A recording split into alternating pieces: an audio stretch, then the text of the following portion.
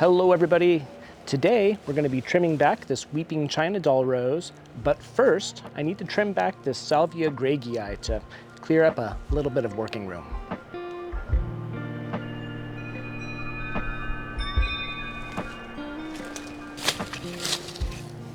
I'm trying to be intentional about how I prune this salvia. I'm only cutting it back lightly, just enough to clean up the shape, keep it off the walking path, and open up some space so I can work around the tree rose without stepping on or damaging it.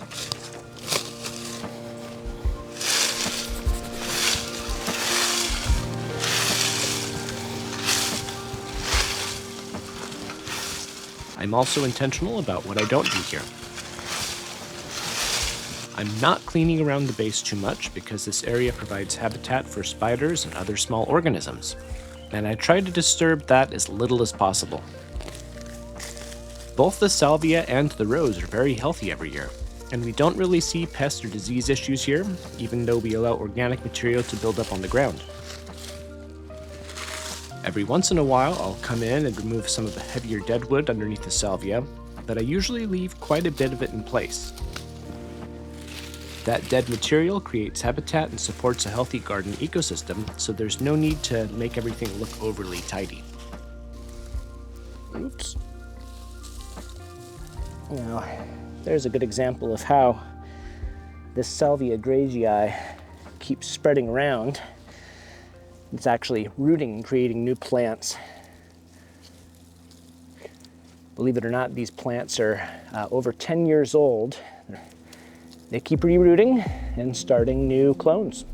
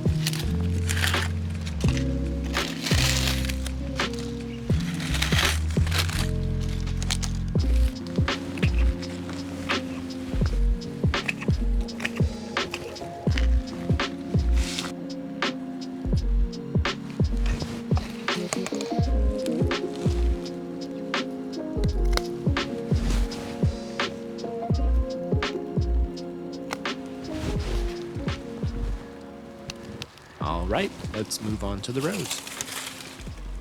Now, first thing first, we're going to look for any dead, damaged, or diseased wood, and we're going to come in and we're going to trim that off first because we know that we don't need this in here.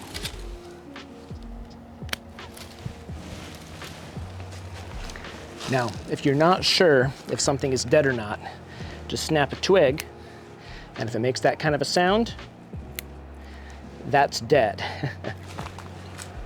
Here's an example of a living twig, and of course it's going to bend instead of snap. Also, this twig is green, so that tells me that it's alive. Or it was alive before I took it off the plant. I'm actually seeing a bit more deadwood in here than I was expecting, especially on the underside. There's quite a bit that seems to have died back.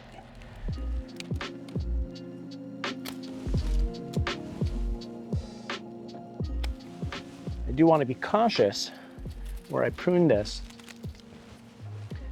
Don't like to cut too much out of these weeping tree roses. It's better to leave them alone as much as possible.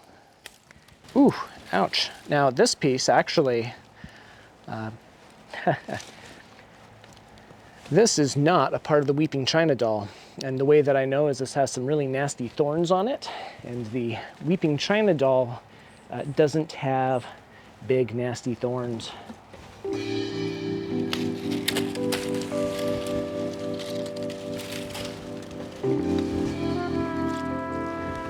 Looks like I've got a bigger piece on the other side, so let's go take a look at that. Looks like we've got a slightly larger dead branch in here. Oh, you know, maybe not actually. Looked like it was dead, but I actually see some life on it. Oh, you know, I'm looking at the wrong branch. Looks like this is the one I was looking at from the other side. It's always important to make sure that you cut off the right branch. The dead one, not the living one. I have to come from this side to get to a couple of these. Actually, looks like I have a pretty big dead piece in here. Now, this is a pretty large piece of branch that appears to be dead, but I don't want to take the whole thing out just in case I'm wrong. I'm going to cut it down at the end first, double check to make sure it's actually dead before I cut it back at the base.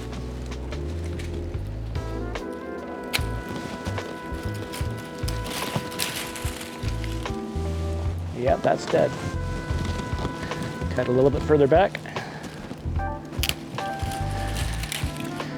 Still dead. All right. Cut it all the way down at the base now.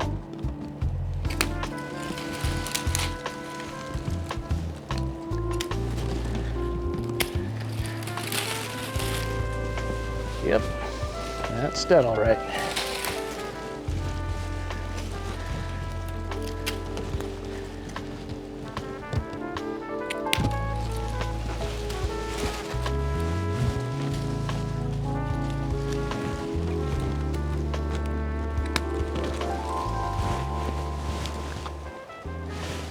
Now, after I finish cutting out all of the dead, damaged, diseased stems and branches, I want to go through and I want to see if there's anything that's rubbing or crossing, but actually don't think I'm going to need to thin this out very much. A standard rose you want to thin out to allow more airflow through the center, but you don't need to do that quite as much with weeping roses.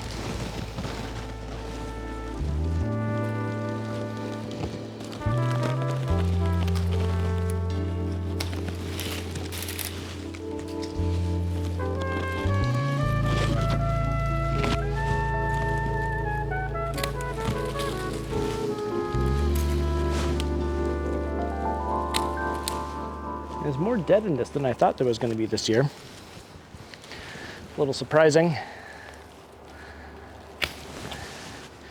But hey, you know, it is what it is. Remember when you're doing a job like this that we're not racing. You can take your time, and as a matter of fact, if you can't get it all done in a single sitting, that's okay. You can always do part of the job in the morning, take a little break and come back later, or even come back another day. Oh, long dead branch in here. Yeah, look up there. Sometimes you have to cut these branches in multiple places so that you don't damage the healthy branches while you're gently pulling it out. There we go.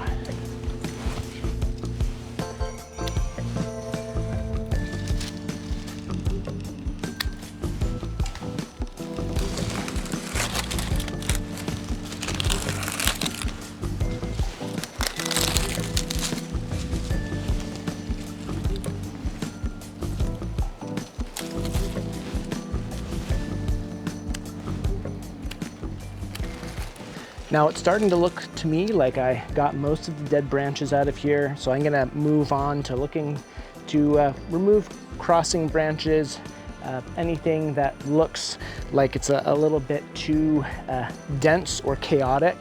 Of course, remember that a weeping tree rose or a weeping rose in general is not like your standard rose. You don't want to thin this out quite as much as your other roses. As a matter of fact, you want to leave it a little bit fuller so that you can get nice, beautiful clusters of flowers on here.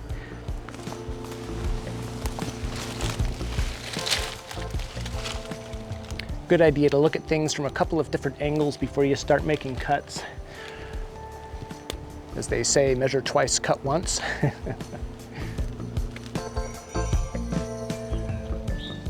Now, I had to pop the camera off of the tripod for a second to show you what's going on in here. You can see that we have several branches that are now competing with each other in this space. So I've got to come in here and I've got to decide which pieces I want to leave and which ones I want to remove.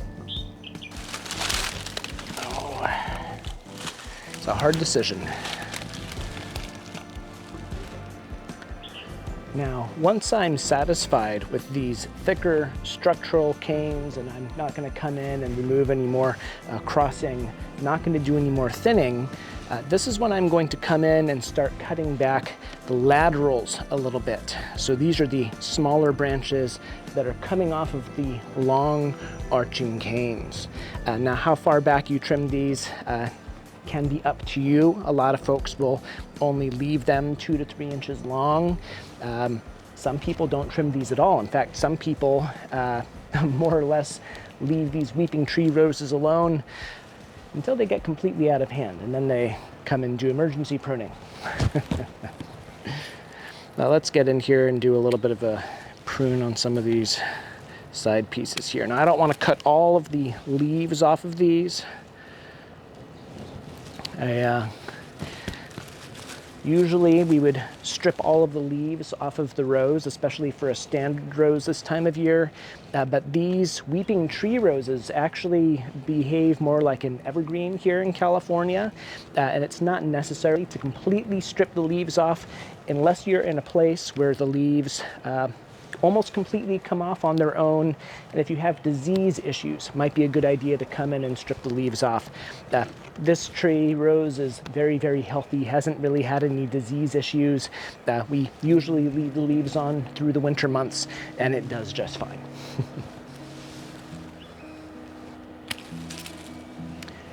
If you're ever in here pruning a rose or a weeping rose or some other kind of a plant, and you're thinking to yourself, I have no idea what I'm doing. Me too. No, I'm just kidding. No, if you ever find yourself in a position where you feel like, gosh, I don't know what I'm doing, you know, I'm probably going to cause more harm than good, it's okay. Don't freak yourself out too much. Remember that you can always do a light pruning. And in a couple of weeks, couple of months, you can come back out and look and see how your plant is doing. And if you made some mistakes, you can learn from them. But you're not going to learn if you don't get out here and try. So snip, snip, snip.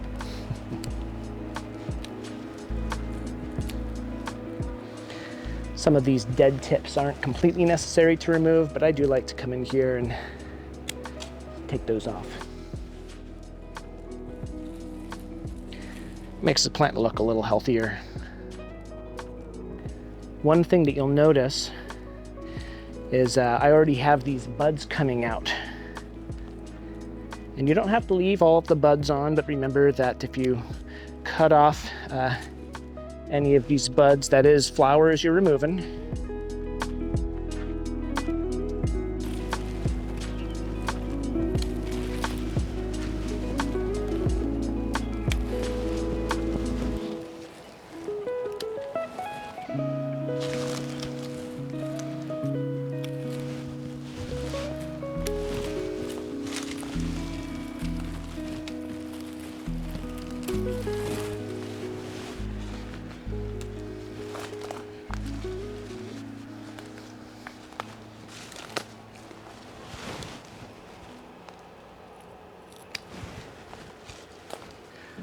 You know, one of the tricks here is that you don't want to fuss over the tree rose too much.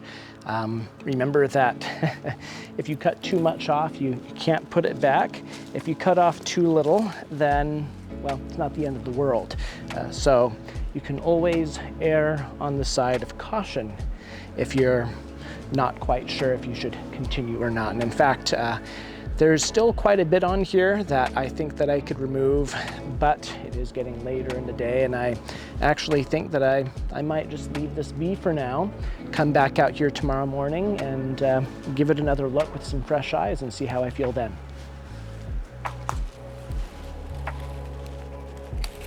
Okay, maybe I lied. Maybe I'm not done trimming after all. Now there's a lot of little spindly growth in here that I could probably come in and obsess over if I really wanted to, but I'm not going to do that to myself. All of the most important stuff is now out of this tree rows. The dead branches and stems have been removed. For the most part, there's still a couple little bits and pieces of things from last year in here, but that's okay. Don't really see anything that's damaged or diseased. There was actually one stem over here that I was a bit concerned about growing back towards the center a little bit. In fact, it's this one that's sticking up right up here. And I don't know, I was debating removing that, but I don't know what that's going to do to the structure of the tree rows. So actually, I think I'm going to leave that alone this year and see what it does. Right now, I think I'm happy with the shape. I'm happy with the structure. It has opened up enough that I can see that there's going to be some good airflow through this plant, but it's not too thin. So I think this is good. I think I'm going to leave this alone for now, and we're going to see how well this does into springtime. Thanks for watching. Feel free to check out these other videos, and I'll see you next time.